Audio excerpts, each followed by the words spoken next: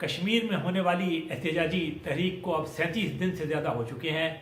اس میں 70 سے زیادہ افراد ہلاک و شہید اور 6000 سے زیادہ لوگ زخمی ہو چکے ہیں، لیکن یہ تحریک کم نہیں ہو رہی بلکہ اس کی شدت میں آئے دن اضافہ ہوتا چلا جا رہا ہے۔ بھارت نے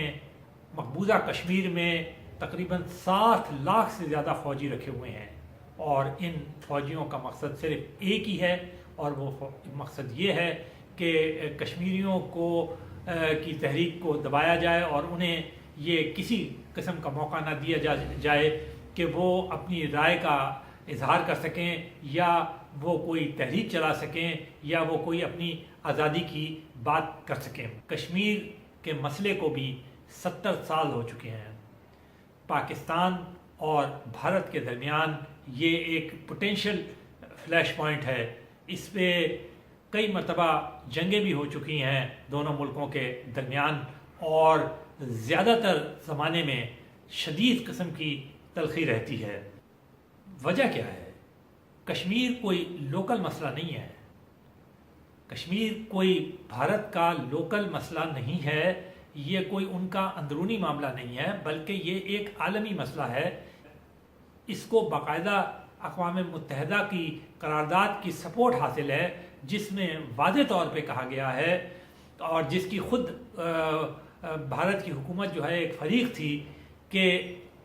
کشمیریوں کو یہ موقع دیا جائے کہ وہ اپنی رائے کا اظہار کر سکیں، وہ یہ فیصلہ کر سکیں کہ انہیں کیا کرنا ہے، انہیں آزاد ہونا ہے، انہیں پاکستان کے ساتھ رہنا ہے، انہیں بھارت کے ساتھ رہنا ہے۔ تو یہ حق جو ہے وہ ان کا نہ صرف خود اس کے لیے وہ جدوجہد کر رہے ہیں، بلکہ یہ اس میں عالمی طاقتوں کا اور عالمی اداروں کی بھی مہر جو ہے وہ ثبت ہے۔ بھارت کی سوچ یہ ہے کہ اگر یہاں پر بہت زیادہ بہت بڑی تعداد میں فوج رکھی جائے اور یہاں پر بے بہا طاقت کا استعمال کیا جائے، ظلم کیا جائے، بربریت کیا جائے، اور یہاں پر اس تحریک آزادی کو مسلسل کچلنے کی کوشش کی جائے تو اور ساتھ وقت بھی گزرتا چلا جائے، تو اس طرح یہ معاملہ جو ہے یہ ختم ہو جائے گا، اور شاید دنیا بھول جائے یا کشمیری جو ہیں وہ کسی طرح سیٹل ہو جائیں۔ لیکن ان کی یہ سوچ بالکل غلط ثابت ہوئی، اور وہ غلط ثابت اس طرح ہوئی کہ آج پھر جولائی میں جو تحریک چلی تھی، احتجاجی تحریک چلی تھی، وہ اب بھی اسی طرح جاری ہے، اور بلکہ اس کی شدت میں روز بروز اضافہ ہوتا چلا جا رہا ہے۔ 14 اگست جو کہ پاکستان کی آزادی کا دن ہے وہ بھی آیا اور چلا گیا، اور 15 اگست جو کہ بھارت کی آزادی کا دن ہے وہ بھی آیا اور چلا گیا، اور کشمیر میں یہ احتجاجی تحریک جو ہے یہ اسی طرح جاری ہے۔ دونوں ملکوں کے درمیان اس کی وجہ سے شدید تناؤ بھی پیدا ہو گیا ہے، اور انتہا سے زیادہ تلخی بھی پیدا ہو گئی ہے۔ پاکستان کا یہ بڑا فرم کمٹمنٹ رہا ہے ہمیشہ، ہر حکومت کا، چاہے وہ سیاسی حکومت ہو یا کوئی اور حکومت ہو، وہ یہ ہے کہ کشمیریوں کو یہ حق ملنا چاہیے کہ وہ اپنی رائے کا اظہار کر سکیں، وہ یہ فیصلہ کر سکیں کہ انہیں کس طرف جانا ہے۔ جبکہ بھارت میں چاہے کوئی بھی حکومت رہی ہو، اس کا طریقہ کار یہ رہا ہے کہ وہ اپنی مرضی کی حکومتیں مقبوضہ کشمیر میں لا کر مسلط کرتی ہے، اور ان حکومتوں کو مسلط کرنے کے بعد وہ یہ سمجھتی ہے کہ شاید کشمیری جو ہیں وہ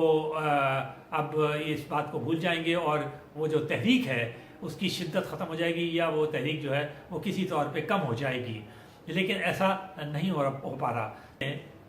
بھارت کو ایک بڑے ملک کی حیثیت سے یہ ریئلائز کرنے کی ضرورت ہے کہ جب اس کے آپشنز بہت محدود ہو گئے ہیں، اس نے طاقت کا استعمال کر کے دیکھ لیا ہے، 7 لاکھ کوئی معمولی فوج نہیں ہے، اس نے اس طاقت کا شدید استعمال کر کے بھی دیکھ لیا ہے، بے تحاشا لوگوں کو وہاں پہ کشمیر میں ہلاک بھی کیا گیا اور ابھی بھی کیا جا رہا ہے، لیکن وہ اس پہ قابو نہیں پا سکتا۔ تو اگر وہ قابو نہیں پا سکتا تو اس کا مطلب ہے کہ اس کے پاس کوئی دوسرا آپشن موجود نہیں ہے کہ علاوہ اس کے کہ وہ کشمیریوں کی آواز کو سنے. اسی لیے جو بیسٹ آپشن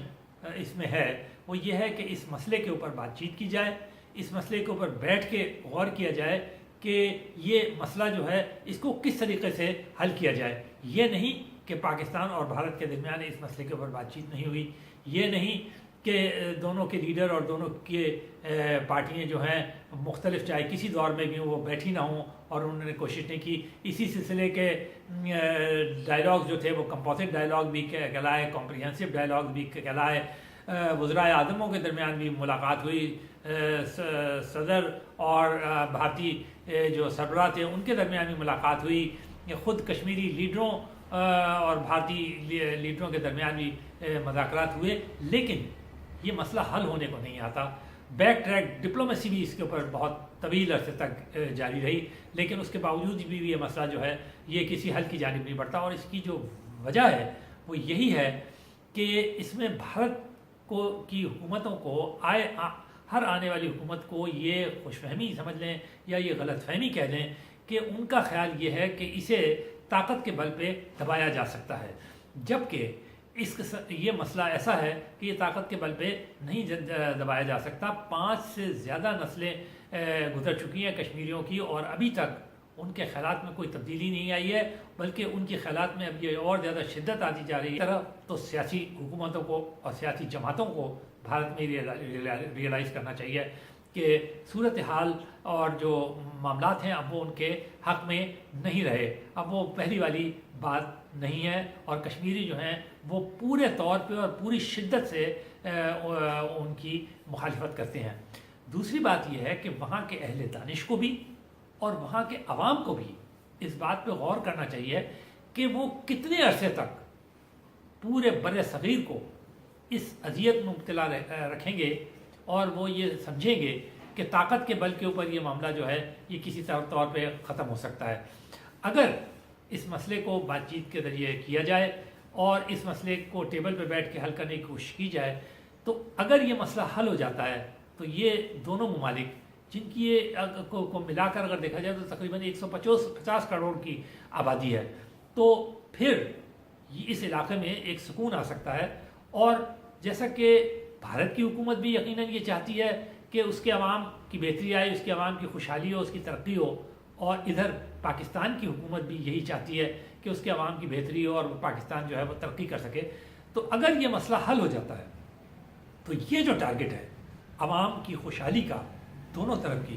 یہ بہت آسان ہو جائے گا, اور یہ اس طرف اس میں پھر بہت ساری گنجائشیں بھی نکل آئیں گی. لیکن پاکستان کی طرف سے ابھی بھی اس سلسلے میں مذاکرات کی پیشکش جو ہے وہ ابھی آج ہی ایک پھر مذاکرات کی پیشکش کی گئی ہے سیکرٹری خارجہ کی سطح پر, اور کہا گیا ہے کہ بھائی آؤ بیٹھو اور بات چیت کر لو مسئلہ ہے کشمیر پہ. جبکہ بھارت کی طرف سے یہ کہا گیا ہے, اس میں کچھ شرائط پیش کی گئی ہیں کہ نہیں یہ معاملات پہلے سے طے کر لیے جائیں اور اس کے بعد اور سارے معاملات پہ بات چیت کی جائے. تو یہ اتنی بڑی بات نہیں ہے کہ کن معاملات پہ بات کی جائے اور کن معاملات پہ بات نہ کی جائے. اصل بات یہ ہے کہ جو بھارت کے لوگ ہیں اور بھارت کی جو جماعتیں ہیں اور بھارت کے جو اہل دانش ہیں, اگر وہ اس بات کے اوپر متفق ہو جاتے ہیں کہ ہاں واقعی میں ان کی حکومت کی جانب سے جو کام کیا جا رہا ہے وہ بالکل غلط کیا جا رہا ہے, طاقت کا استعمال اور اس قسم کی ظلم اور بربریت کا استعمال جو ہے وہ غلط ہے, اس سے انسانوں کی آواز کو دبایا نہیں جا سکتا, اس سے آزادی کی تحریکوں کو دبایا نہیں جا سکتا, تو پھر معاملات جو ہیں وہ بڑی حد تک آسان ہو جائیں گے اور دونوں حکومت کے لیے مل بیٹھنا بہت آسان ہو جائے گا. تو اور اگر یہ مل بیٹھتے ہیں اور یہ مسئلے کا حل کی طرف بڑھتے ہیں تو اس کے ساتھ ساتھ وہ جو تناؤ ہے دونوں ملکوں کے درمیان وہ بھی کم ہوتا چلا جائے گا. اور اگر یہ مسئلہ کشمیر کے لوگوں کی رائے کے مطابق حل ہو جاتا ہے تو پھر امن کی راہ میں کوئی بھی ایسی چیز نہیں ہے جو ان دونوں ملکوں کے درمیان رکاوٹ بن سکے.